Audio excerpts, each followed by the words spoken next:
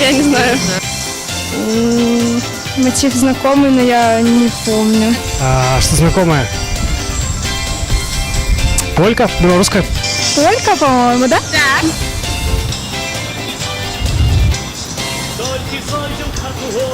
В общем, это полька белорусская, так? Так. С елочкой, нет? Ну, это полечка плясуха, а не чужая наша.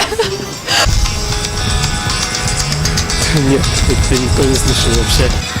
Я не знаю, как называется. Алі поспіваємо. І на яким конкурсі? Не. Яна була вельми популярна у минулому годі. Я песню по названием не знаю, вот в чем проблема.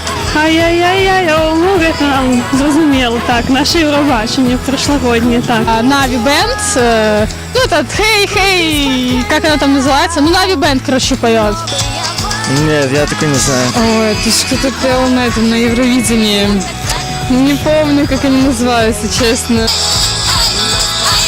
Господи, это белорусская группа, на Евровидении вроде была. Нави. Песня называется «Песня моего життя». Гурт Нави? Напевно.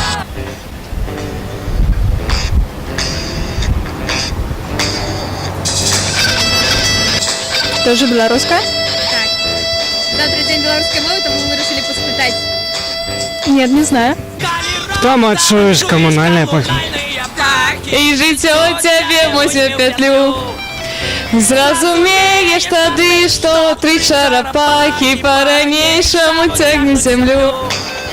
Три черепахи, НРМ. Вообще не понятия даже. Алла гостей с иншоземных областей и неправильно гостей с иншоземных областей. Знакомый, но вот песню вообще не знаю, к сожалению. Вообще не знаю. Ой, господи, вылетела сейчас. Але ведаете? Веду. Ляпис Трубецкой. Нет, я не знаю. Гости, там бамбули. Ведаю?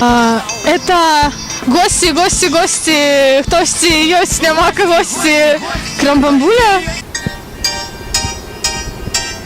Яна буде на белорусской мове, подсказка. Нет, не знаю такую. Метель, заверуха. Тихонович. Так. Заверуха, метель, заверуха. Ядвига Поплавская? Ну, я знаю ее, но я не знаю название. Ну это знаю, я не знаю, как называется. Ну погоди. Песняры. Ну, это Косюясь, Конюшина, я думаю, эту песню все знают. Это такой белорусский хит. Косюясь, Конюшина.